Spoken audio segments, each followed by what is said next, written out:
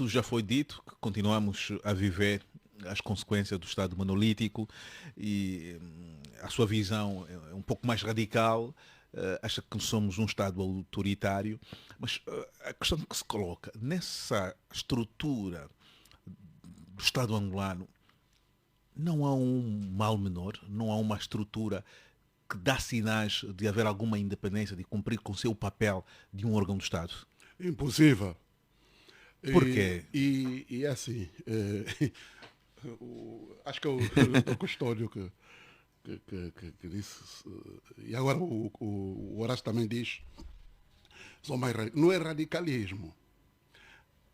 Não sei se por inerência da profissão que exerce, eu sou factual, eu mantenho factos, e eu não sou muito romântico. Eu digo as coisas, não aos bois.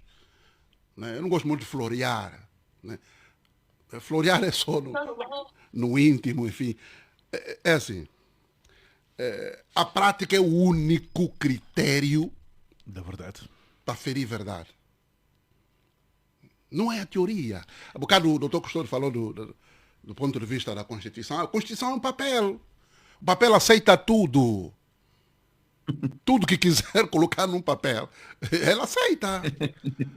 Não é pelo facto de Angola colocar lá um postulado na Constituição e dizer que Angola é um Estado democrático e de direito, né, que a verdade vai ser correspondente.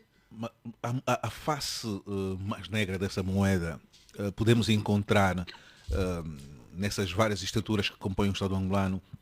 Vamos olhar o Exército, a Polícia Nacional, que alguns olham como o principal instrumento de defesa desse Estado autoritário, mas essa polícia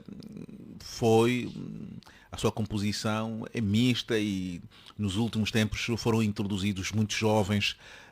Se tiver que olhar aqui nos dados que foram avançados muito recentemente pelo presidente do Conselho Nacional da Juventude, que dizia só nos últimos 12 meses a polícia recrutou mais de 50 ou 60 mil jovens. Não seria o suficiente de começar a retirar aqueles males do passado e encararmos, por exemplo, no caso particular, a Polícia Nacional como um órgão verdadeiramente republicano? Olha, há uma questão que foi levantada pelo advogado Sérgio Raimundo. Ele debate bem isso, que tem a ver com o que ele diz haver violação da própria Constituição da República, no facto, por exemplo, do comandante em chefe ser o presidente da República, quer dizer, o titular do Poder Executivo. E ao mesmo tempo o presidente do MPLA. Exatamente, pois, ele explica bem. Mas o presidente mas não consegue separar essas águas. Não tem como.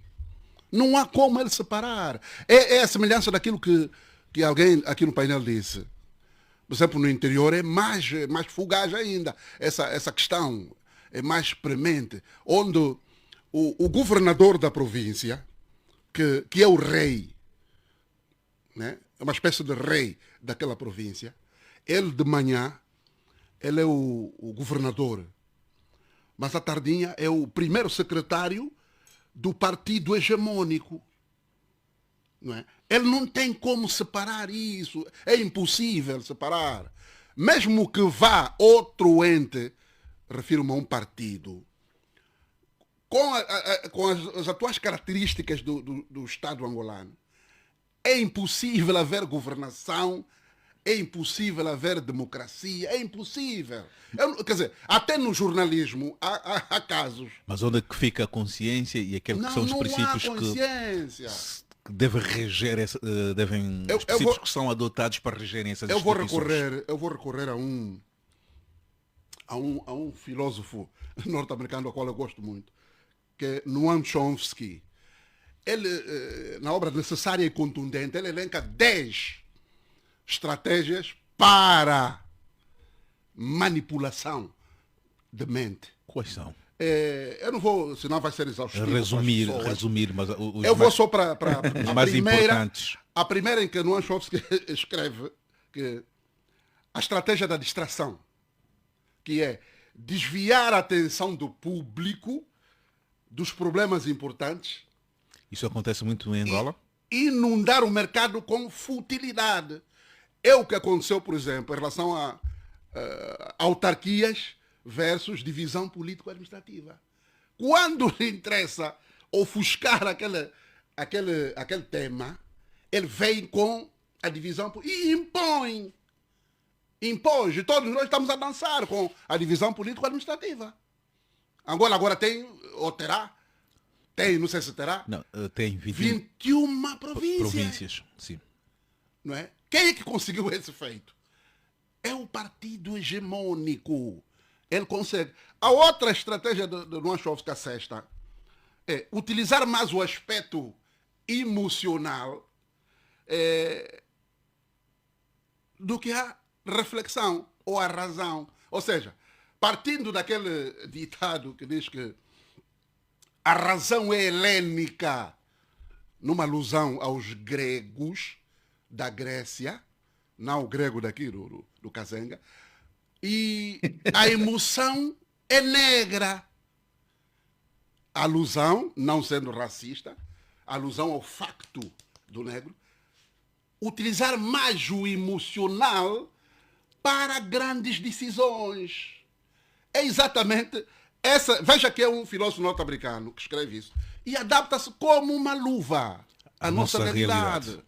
Bem, eles usando esse aspecto. Para terminar. E nós vamos, quer dizer, vamos embandeirar em arco nisto. Aquilo que se estava a dizer.